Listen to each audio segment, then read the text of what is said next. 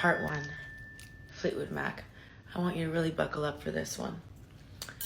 Because the drama.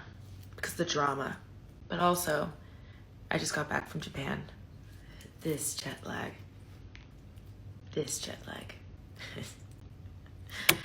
I'm not even here, baby. I'm a hallucination. I watched Daisy and the Six, the show on Amazon Prime. If you haven't, I think you'd love it. I loved it. But I saw someone comment on one of my TikToks saying, Tefi, can you do a Fleetwood Mac series? And someone said, who's that? And someone said something about Landslide. And the other person said, Dixie Chicks? So, and I fuck with Dixie Chicks. And that's not her fault, okay? It's the American school system that has failed her so terribly. And what do her parents listen to when they're sad? That's their fault. Now let's begin. Stevie Nicks is a Gemini sun, Capricorn moon. Mick Fleetwood is a Cancer sun, Virgo moon. John McVie, Sagittarius sun, another Virgo moon. Lindsay Buckingham, Aquarius sun, Libra moon. And Christine McVie, Cancer sun, Scorpio moon. A lot of summer babies. An emotional group. They need structure, but they need to be told what to do. Very romantic. They tend to romanticize everything and take everything very, very personally, but still they don't want to be told what to do. They don't want to be put into a box, and every single one of them thinks they know best. I can do English. Give me a chance. This has nothing to do with the series, but I met Adriana Lima today. Anyway, Brazil. Note, during this series, we have 2 timelines happening before our very eyes, okay? So stick with me. We have Stevie and Lindsay, all right? And then we have Fleetwood Mac. So we have 2 things going on. It's a band, But Stevie and Lindsay and Fleetwood Mac, 2 timelines. I can do this. You know what's sick is when I need energy. Don't tell anybody. When I need energy and I don't want to drink a coffee and go downstairs or order on Postmates or Uber Eats or something, I just take a Midol. So, am I gonna be okay? Should I take a Midol? What's that? Is Adriana Lima nice? So nice. Let's focus. So, we begin with a band. Incredibly talented band. Probably my favorite band. Besides Florence and her machine, probably. But massive ego and massive issues with addiction. Plus water signs and air placements. Sweetie pie. There's not a lot we can do. Fleetwood Mac Part 2. So Fleetwood Mac is one of the most famous bands in the entire world. How do they come to be? We'll get into that in a second. But Fleetwood Mac was riddled, like I said before, with ego and addiction issues and creative differences.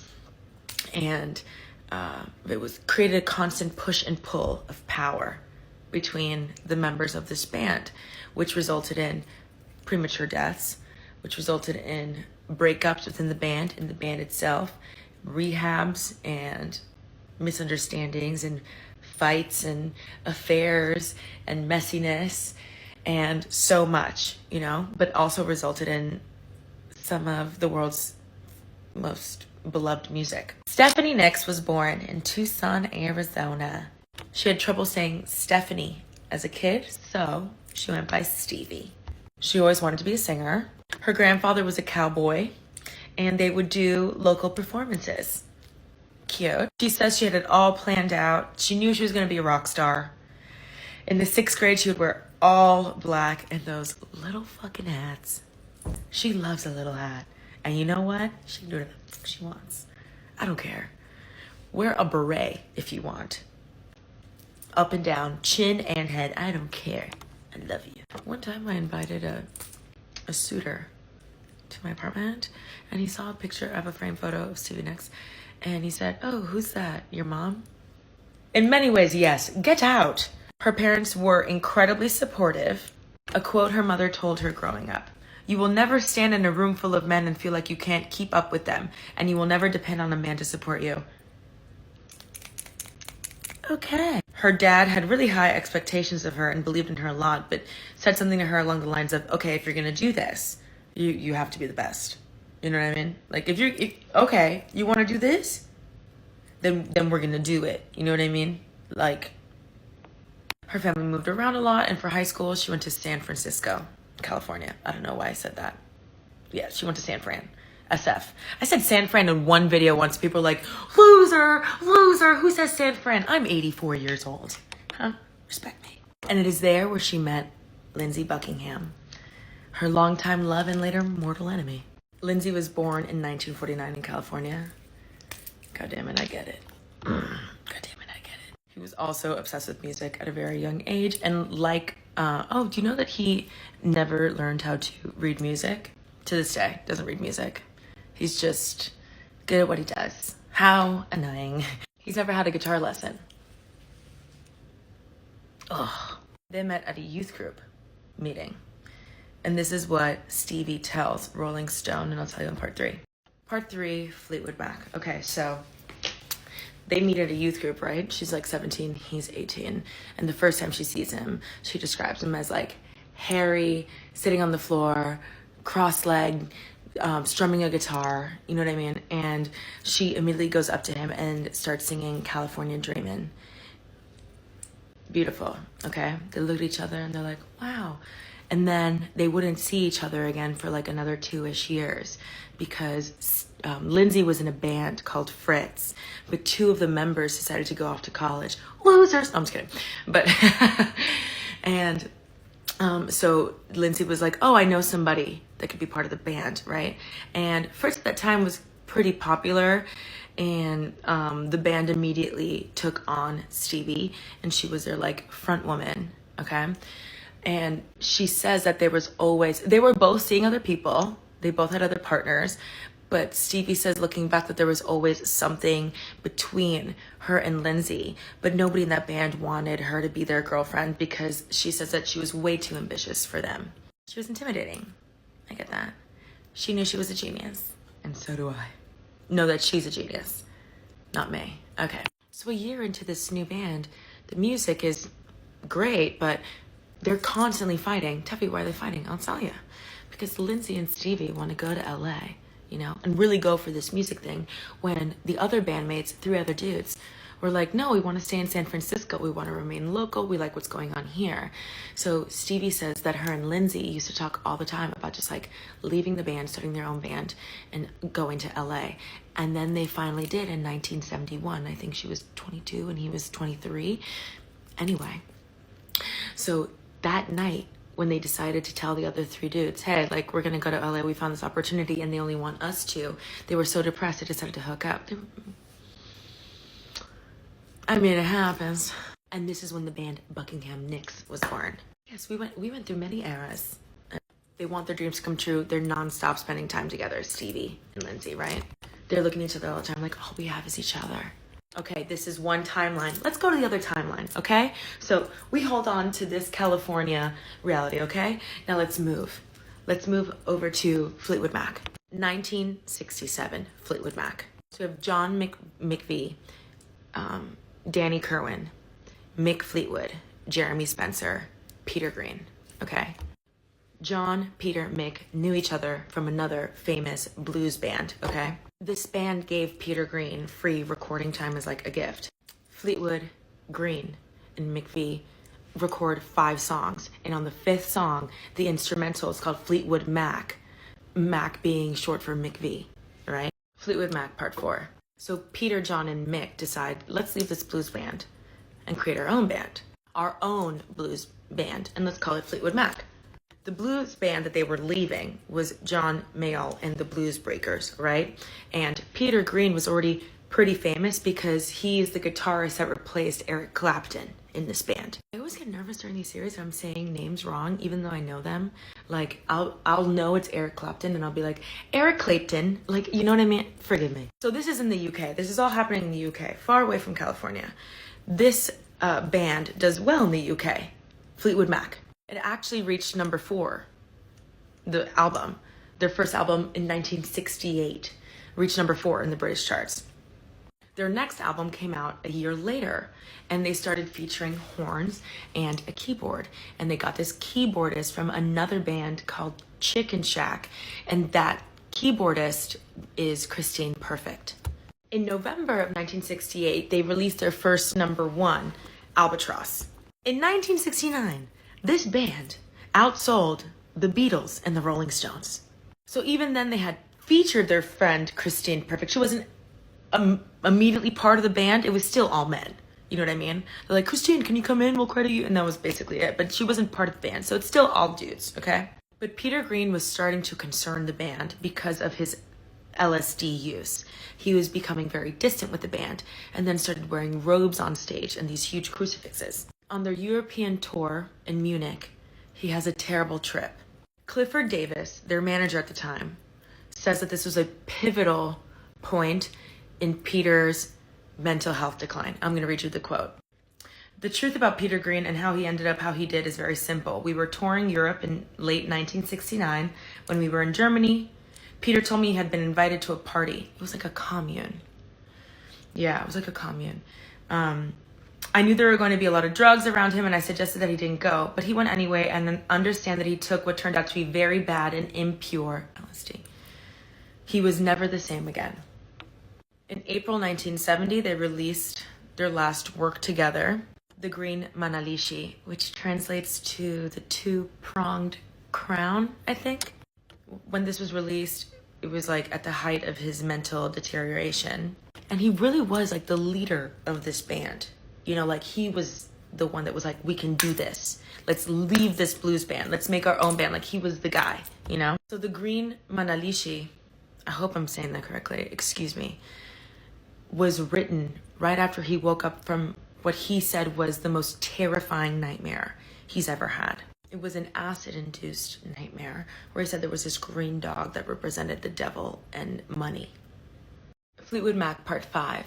So after this nightmare, he tells people that he dreamt this dog that represented the money and the money and the devil, and this dog was barking at him, but he could understand him, and that he knows now that the band had to donate all of its money to charities.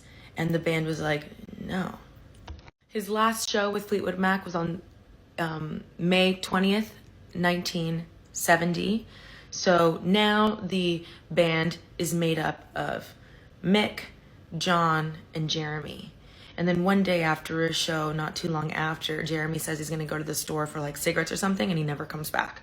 Classic. Christine is still subbing as a keyboard artist. She's just like, this is none of my business. I'm just like, please. Turns out Jeremy didn't go to the store to get cigs or a magazine or a carton of milk, whatever. Turns out he had joined the Children of God. The band was like frantically searching for their friend because this guy just like left and did not come back. And then they discover he's joined this CULT, you know? Just Google Children of God accused of and just go buck. Like, and then within a span of a few years, Danny Kerwin suffers so tremendously with addiction that he chooses to leave the band and commit full time to his vices, and he is homeless for the rest of his life. Peter Green is never the same, continues to have these delusions, and Jeremy Spencer has joined a very traumatizing CULT. But this whole time, the albums are doing very well. Here's a picture of Jeremy. So Christine and John get married. So she's Christine McVie, right? They get married, but they're still working together, and they are constantly butting heads. And also, John's suffering terribly with alcoholism. So there's a lot of cracks in their marriage. They're not doing okay. And then to top it all off, they come out with a new album, Mystery to Me. And they're touring for this album in the United States in 1973. Did I say 1973 already? Whatever. The Midol's hitting. Bob Weston is a guitarist subbing in for Fleetwood Mac. Bob starts having an affair with Mick Fleetwood's wife, Jenny. Here's Mick and Jenny. Crazy. He's not even really in the band, Jenny. He finds out 2 concerts into the tour. Fires Bob Weston immediately, obviously. And with 26 shows left on the tour, with no guitarist, they have to cancel the tour. Listen, I could love music. I'd be tapping out. I would say, guys, you're a bunch of assholes. I don't think I can do this. All right. I would be Part 6, Fleetwood Mac. Bob Weston later says that was the most expensive affair of his life. Quote unquote, that affair cost me a career. Bobby, where's the one place you don't shit? Where you eat. Come on. After that show where they fired Bob Weston, they told the sound engineer, hey, go home. The tour's over. We're done.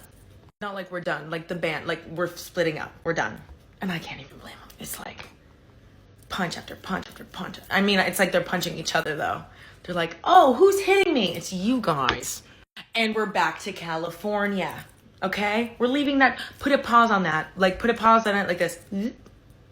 Okay, and now we're back in California with Nyx. Okay? And Mr. Buckingham Palace over here. So these two, 1972. They finish writing a 7-song demo. Drive all night to Los Angeles. When they get there, they go straight to this guy's door. A sound engineer at the time, Keith Olsen, pound on it, make him listen to it. I don't know where people get these kind of like these like hustle skills, you know what I mean? Like these salesperson skills. Like I never can figure out how an encyclopedia seller could get inside of a home. Me, if I pounded on Keith Olsen's door, I would be in jail. I don't know how they did it, but they did it. And Keith Olsen says that he was blown away. He immediately took those demos and started seeing all of his like connects. He's like, you have to hear this. You have to hear this. Keith gets them a deal with Anthem Records, which is like a branch of Polydor, who has signed iconic bands like the Rolling Stones, but also even recently Haim, Lana Del Rey, Billie Eilish, ABBA. Yeah. So they're probably like looking at each other like, holy fuck. I knew we were good. You know what I mean? So during this time, they're trying to be romantic partners as well as business partners. And Stevie told Rolling Stone in an interview that the relationship was great. And during this time, they kind of felt like against the world, us against the world. Let me read the quote. We had our problems. We didn't have a lot of money. We were alone in LA. We didn't have our families, no friends. We didn't know anybody, but we had each other. From 71 to 75, Stevie and Lindsay lived together, and they would refer to each other as husband and wife, even though they were not legally married, but they would refer to each other that way. And Stevie would be like, I was absolutely married to Lindsay during that time. I took care of him. I was there for him. I cooked for him. I did all the things a wife would do and a husband would do for their wife. You know what I mean? Am I making sense? I'm out. Fleetwood Mac, part 7. So they're together. They're in love. Stevie refers to him as her husband. He refers to her as his wife. But the problem is that he won't get up and get a real job, you know, while they're working on their music. There's still bills to be paid. And this is extremely frustrating to Stevie. And she tells him, you know, somebody's got to pay the bills and it's obviously not you. So she did everything. She cleaned homes. She waited tables, worked odd jobs, worked the door at some places, was bartending. She was doing everything she could. And apparently, according to Stevie, he just smoked weed all day. Stayed at home, smoked weed all day. Like, Stevie says this to Spin magazine about that time in her life. You have to understand, I didn't want to be a waitress, but I believe that Lindsay shouldn't have to work, that he should just lay on the floor and practice his guitar and become more brilliant every day. As I watched him become more brilliant every day, I felt very gratified. I was totally devoted to making it happen for him. Couldn't be me. Angel, couldn't be me. Wait, I'm waitressing, you're busting tables. See you at your shift. I'll be in the roller skates. You know what I mean? Like, I was totally devoted to making it happen for him. I never worried about not being successful. I wanted to make it possible for him to be successful. Ugh. And when you really feel that way about somebody, it's very easy to take your own personality and quiet it way down. I knew my career was going to work out fine. I knew I wasn't going to lose myself. Made of iron, this woman. I would... Ugh. Actually, when I read early interviews of hers, in every interview she said, I always knew I was going to be somebody. Or I know I'm going to make it. Pero tú sabes que eres una bruja, pero total. Hello. She says that she would practice walking like a rock star in front of crowds, thinking the whole time, do you even know who I am? Just like these mental, like putting yourself. Let me write that down. Hold on. But Lindsay was quite the opposite. Very sensitive, self-doubting, insular, they call him. 1973, I don't know what insular means. I just read that. Context can't be good. 1973, Stevie's 24, he's 25, first album comes out. Flops, label drops him. Ugh, gutting. But they don't give up because they already have ideas for their next album, and they already have 2 songs down called Rhiannon and Landslide. And they think those are good songs. I climbed a mountain and I turned around and I saw, oh my God. We like these songs. We already have stuff for our next album. Yeah, you do. Part 8. I almost said Rihanna. No, Part 8. Fleetwood Mac. So we're still in our California timeline, okay? So they just got dropped from their label. They have these ideas for the next album. They think they're going to be A-okay. Fleetwood Mac. After their horrible breakup, the remaining members, all right, decide, hey, let's leave England. Let's go to Los Angeles. Everyone seems to be working in Los Angeles. Let's just go to LA. So even though they were looking forward to starting anew, the morale was low. I mean, the band had been together for 7 years and so much had happened. In the words of Bob Welch, another guitarist at the time, I was totally exhausted by writing, singing, touring, negotiating, moving, and frankly, so were Mick, John, and Chris. Something needs to change, but what? But what? There was also a kind of fatigue, anger, bitterness, I can imagine, that all the work we had done hadn't really paid off, and we were just sort of shaking our heads and saying, what do we do now? Everybody knew that we had to find some new creative juice. By the fall of 1974, it was just like 3 members left, John, Mick, and Christine. That's who they refer to as Chris. So in LA, Fleetwood Mac goes to check out Sound City Studios. Sound City Studios. And the house engineer was like, oh, we have this like duo here, Buckingham Nicks. And they play it for them and they're like, amazing. And the engineer was like, oh, well, the dude on this track is here right now recording guitar parts, riffs. He's here recording. Fleetwood is like, Lindsay, we need you in the band. Like, we need you. We need you in this band, okay? And he's like, I will only join the band if my girlfriend can join too. And they're like, okay, cool. And Lindsay and Stevie both later on say that at the time, they didn't see it as the beginning of this iconic, they didn't see this as the beginning of the rest of their lives. They just said, hey, while we work on our own music, let's get this like steady flow of income. You know what I mean?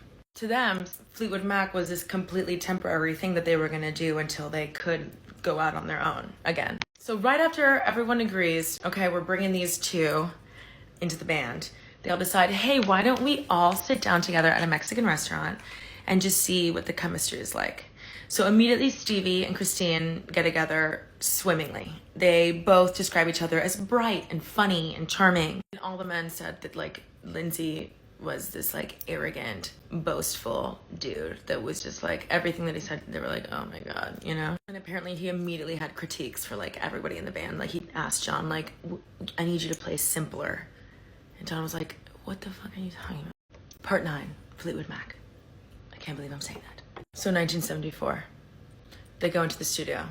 Lindsay and Stevie present Rhiannon, Crystal, I'm So Afraid, Monday Morning, and Landslide. Christine presents the singles Say You Love Me and Way Over My Head. And the album comes together flawlessly. July 1975, Fleetwood Mac's 10th studio album, self-titled. This album was like a breakthrough album for the band, but it did not happen right away. They did a relentless 15 months of nonstop touring.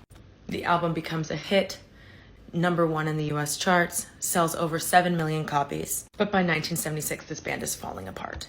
Can somebody do the astrology for Fleetwood Mac, please? I would be very curious as to why these people that found each other could not be more wrong for each other.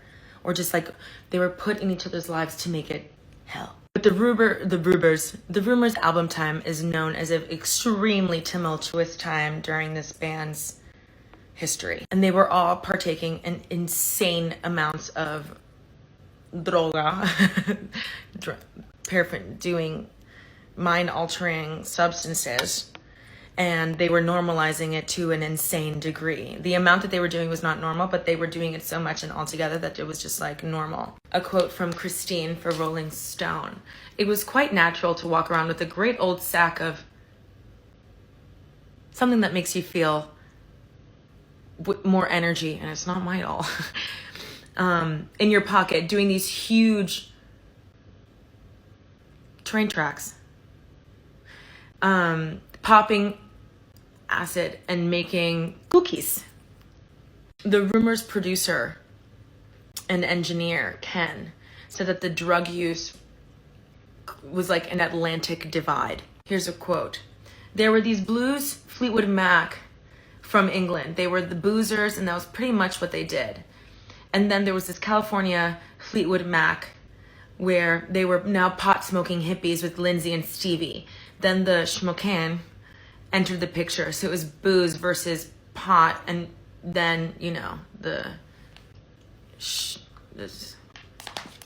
other stuff. The uppers were, it was at such a rampant use that Ken has done interviews and been like, I didn't know if we should, you know, give song credit to our pusher, to our dealer. But unfortunately, someone took the dealer's life before the release of the album, so they never got to thank him and give him his dues for being the glue that kept this band together during that time." Fleetwood Mac, part 10. So everyone in the band agrees, and Stevie agrees, that she was easily the person partaking in the most use. Apparently, she was doing so much schmackanes that she had a coin-sized hole in her cartilage. And her good friend, Tom Petty, was worried about her. If Tom Petty was worried about you, oh, may you rest in peace. But, and he said there was a point where if somebody had called me and said Stevie had passed, I would have believed them. And Stevie says that she, during this time, spent over $1 million on party supplies. Crazy. That must have been good stuff. But I'm just saying, all right? But of course, we hear this with every band. When the first album is such an insane hit, the pressure for the second album is like, you know? So they felt this insane pressure from the label and the fans and pressure within themselves to top their last album, right? And this album that they were working on, Rumours, was quite fitting because the relationships in this band were just in shambles, and there were rumors all over. Mick Fleetwood says at this time he was, you know, getting to know Stevie. I am like 98 years old. Who winks? Huh? So he was hooking up with Stevie. All right, we're young. I'm cool. I'm hip. Hello, fellow kids, like Steve Buscemi. Here's a quote. "Stevie was sleeping with me. Christine had run off with Lindsay. Stevie was seeing John and me on alternate Wednesdays. Stevie had left months ago, and this is why the album was delayed. So rampant were the rumors that sometimes we heard them fifth hand and had to call each other to make sure we were still sane and in touch." Mick is like, "We're so toxic, we need a change of scenery. Let's go to Sausalito in California to record Rumours." And several sources say that Lindsay was losing his mind a little bit with losing control of Stevie. They were already on the rocks before joining Fleetwood Mac, you know? And they knew that they would be dismissed from the band if they broke up within the first 6 months of joining this new band, so they put up a front. And they both say that for a while, this new energy, these new musical partners joining this band put some new winds in their sails, and they were actually happy for a while. A quote from Stevie: "How could you not be happy? You were going with a drop-dead gorgeous man who sang like an angel, and the world was yours, and you were in a band that was already somewhat famous in Europe. I mean, things were really looking up for us." Truesies. Part 11, Fleetwood Mac. So Mick says that when Lindsay and Stevie first joined the band, he could tell that Lindsay had a lot of control over Stevie, and he enjoyed that. But as time went on and Stevie kind of tapped into, I'm going to call it her musical genius, but as she started to get more and more creative, he started to lose more and more control, and this was not very positive on Lindsay's behavior and mental health. Stevie had this to say to Rolling Stone about Lindsay. From the very beginning, Lindsay was very controlling and very possessive, and after hearing all of the stories from my mother and how independent she was, how independent she made me, I was never very good with possessive people or controlling people. So, and John and Christine were also struggling. So much so that they got a divorce during their 1978 to 1979 tour. So, on top of Stevie having these extra curricular affairs with her very possessive, controlling, ego-wounded boyfriend, they were also now recording with a divorced couple. And this divorced couple were not speaking to each other. So that must have been very difficult. And what did divorce do? Made John's drinking even worse. And then we find out that Christina had been having a 3-year-long affair with one of the band's engineers. Martin Binch. And then to make matters even worse, as soon as the divorce was finalized, Christine started a brand new relationship with the lighting director, Curry Grant. So the sound engineer is heartbroken, and her ex-husband, who's also in a band with her, who is in the depths of his alcoholism, is not speaking to her. So, all right, City Girls up. What? Who said that? Hello? And that's not all. During this time, Jenny, Mick's wife, is alone with their baby a lot. So she files for divorce from Mick Fleetwood. The Guardian wrote this about Mick Fleetwood's wife, Jenny. Her loneliness ballooned while Fleetwood's ambition exploded. Oh, bitch. I'd rather share out a pine cone than watch my husband become a rock star while I'm alone with the baby. It's not the baby's fault. I'm just like, hey, your bitch wants to be a rock star too, alas. Could you pick up the phone? But also Jenny was pissed because she allegedly had written a great part of Mick Fleetwood's lyrics, but management ensured that Mick would get that song credit and not Jenny. Bitch, I'd be in jail. Part 12, Fleetwood Mac. So Jenny and Mick are divorcing. Jenny later tells The Guardian this: if you're going to be with somebody who's clearly an artist, who's deeply dedicated to what they do, then you need something that you're also passionate about. Otherwise, you're just an extension of someone else's dream. And sadly, I never felt creative. I felt so locked inside. Jenny, you wrote some of the Fleetwood songs. You let this man tell you who you were and where your place was. Never again. Mick says that the recording of Rumours almost killed them as people. And it is the highest grossing LP of all time, Rumours 1977. It won Album of the Year at the Grammys that year. I'm going to read you this quote, okay? The album generated 4 top 10 singles. Buckingham's Go Your Own Way. When I say these titles, I can hear it in my head. Nick's US #1, Dreams. Christine's Don't Stop and You Make Loving Fun. There is Katy Perry's Teenage Dream, and there is You Make Loving Fun, and both of them, magic. Yeah, I put Teenage Dream in there. If you don't think that is one of the best pop songs of all time, get out. No, stay. I have a lot more to say. Okay. Buckingham's Secondhand News and Nix's Gold Dust Woman. Who can listen to Gold Dust Woman and not feel something inside? Dead people. That's who. And The Chain, the only song written by all 5 band members, also received significant radio play. By 2003, Rumours had sold over 19 million copies. And 18 of those were me. 40 million copies worldwide. Worldwide, people. Stevie wrote Dreams in less than 10 minutes. You know what I do in less than 10 minutes? Nothing. And according to Lindsay, she recorded it like nothing, like one take, and gave it to Lindsay, and he goes, it hurt me to admit it was good. And then Go Your Own Way is a counter to Dreams by Lindsay. Apparently Stevie was furious about the line, packing up and shacking up is all you want to do. Shots. Okay, and to make matters even worse, Stevie has to sing that song on tour. Stevie says that every time she sang that song, without fail, every time she said those words, she wanted to walk over and unalive him. And then Christine, our #1 city girl, wrote Songbird about, and it's a very sweet but like sad song, and it's about her and John. And then right after she wrote You Make Loving Fun about one of her affairs.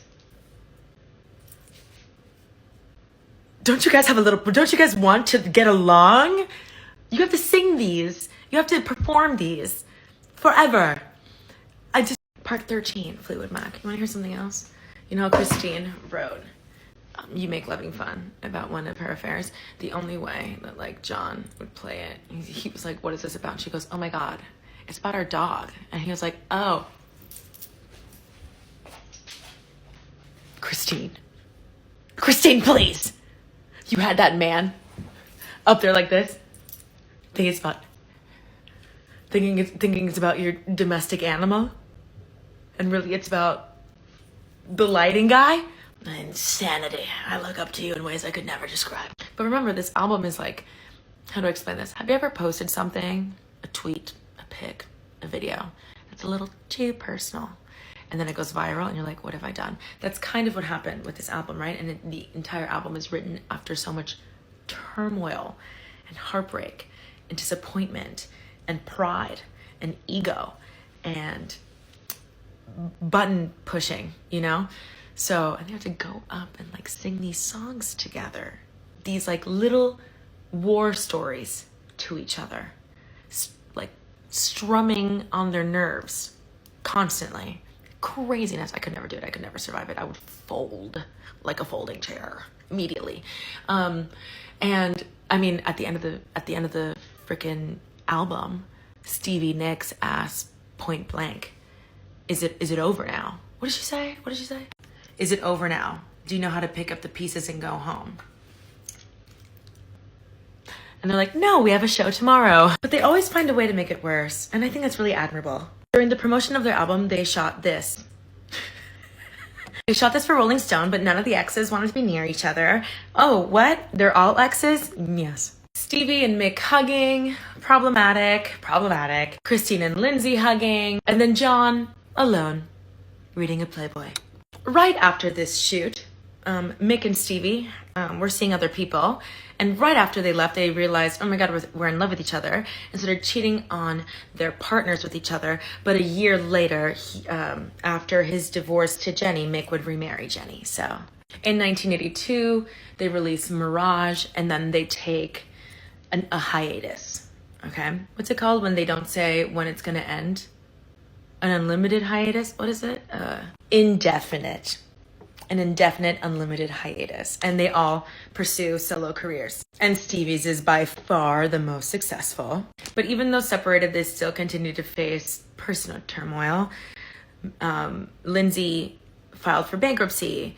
Stevie went to rehab at the Betty Ford Center because she couldn't control, her issues with addiction. John had a seizure from drug use. Part 14, Fleetwood Mac. The year is 1987, and they come out with another album, Tango in the Night.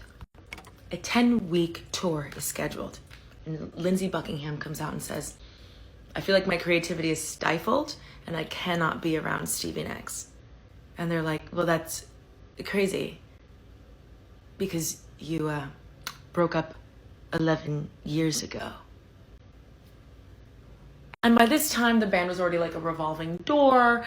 It would be the old members are coming back, and then, some of the old members would leave, and then there'd be new members coming in, and then some of those new members would leave, so we'd get other new members, and then they wouldn't get along with the old members, so those old members would leave, and then those new members would come back with new members, and then the old members would come back, so those new members had to leave. It was just like constant, a constant revolving door, new personalities, new sounds, new egos, all that. And they could never ever get back to that like Rumours flow, because during that time their life was disastrous.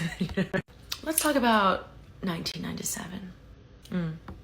Silver Springs is a song on the B-side of an album. It was never like an official song on the album. It was kind of just like an extra single, but it is infamous. Stevie Nicks wrote it about her breakup to Lindsay, and the lyrics go like this. And she wrote it in 1970, way before 1997, okay? But hold on to 1997. The whole song is incredible, but I'll read you like the last two verses. Time casts a spell on you, but you won't forget me. I know I could have loved you, but you would not let me. I'll follow you down to the sound of my voice will haunt you. Give me just a chance.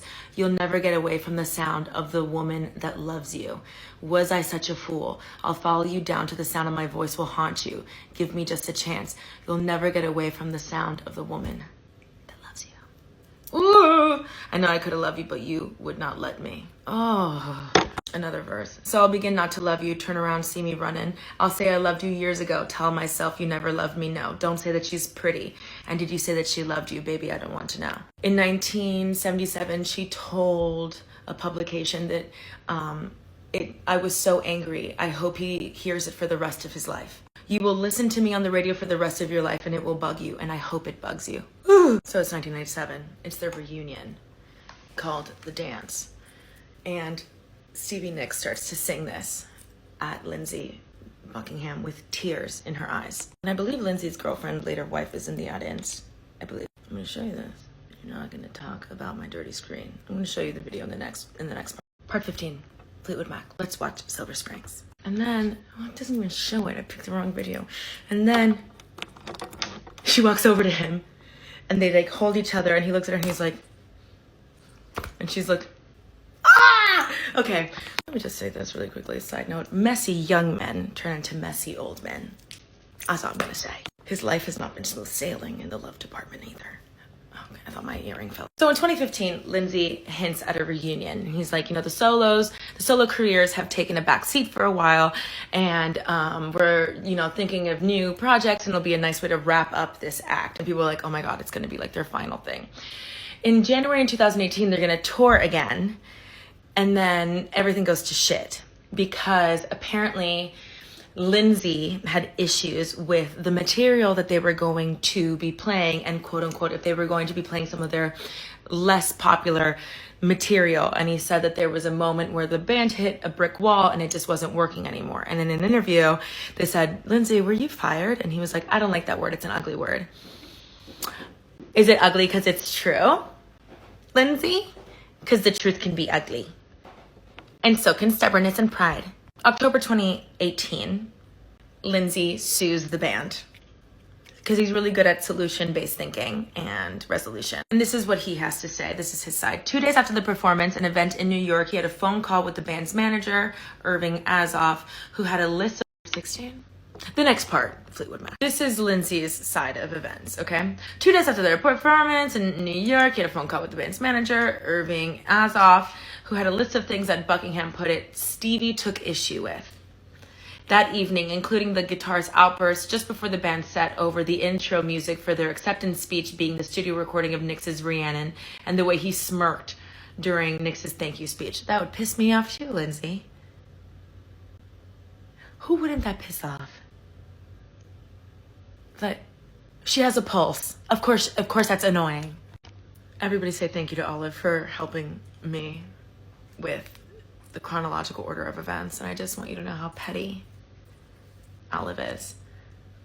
After reading Lindsay's version of events, Olive goes, just a reminder, at this time, Stevie Nicks is 72 and Buckingham is 21. He also touches on the smirking. The irony is that we have this standing joke, I'm sure. We have the standing joke that Stevie, when she talks, goes on a long time. I may or may not have smirked, but I looked over and Christina and Mick are doing the waltz behind her as a joke. Well, that's because she likes them. And then Lindsay says, and I thought Stevie was quitting So he calls Irving. He's like, oh my God, Stevie is quitting the band. And Irving was like, no, Lindsay. No. Here's your cardboard box. Basically, Stevie told the band, either it's him or me. And they were like, oh, you mean the guy who keeps canceling tours and told us how to play on the first day we met up with him at the Mexican restaurant? Okay, let's flip a coin. Oh, don't have to look. We know where to go, you know. In sadder news, Peter Green, the founding member of Fleetwood Mac, passed away in 2020. And November 2022, Christine passed away at the age of 79. In 2020, the founding member of Fleetwood Mac, Peter Green, passed away. And in November of 2022, Christine passed away. And Stevie Nicks wrote a beautiful tribute to her where she said she had no idea that she was ill until Saturday night and they were told to wait and she wanted to go to London, but unfortunately her friend passed. And she said that she had this song swirling in her head. I think it's a hymn song. And I'll read you the lyrics that she dedicated to Christine. I had a best friend, but she's come to pass, one I wish I could see now. You always remind me that memories will last, these arms reaching out. You were there to protect me like a shield, long hair running with me through the field. Everywhere, you've been with me all along. Why me? How'd I get this hallelujah? And she said, I'll see you on the other side, my love.